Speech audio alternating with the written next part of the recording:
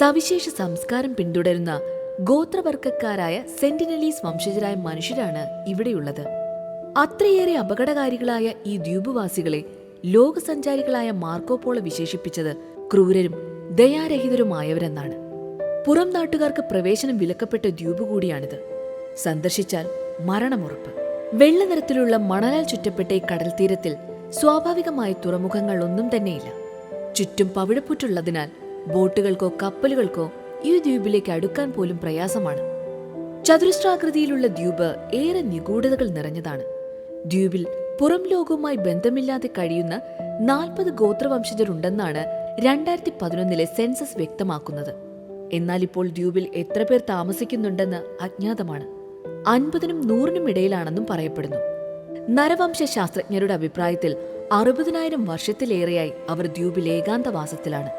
Sentinel ദ്വീപിൽ വസിക്കുന്നവരായതുകൊണ്ട് Sentinelese എന്നാണ് ഇവർ അറിയപ്പെടുന്നത്. ദ്വീപിലേക്ക് ആരെങ്കിലും എത്തിയാൽ ഗോത്രവംശജർ അമ്പെയ്തു വീഴ്ത്തും.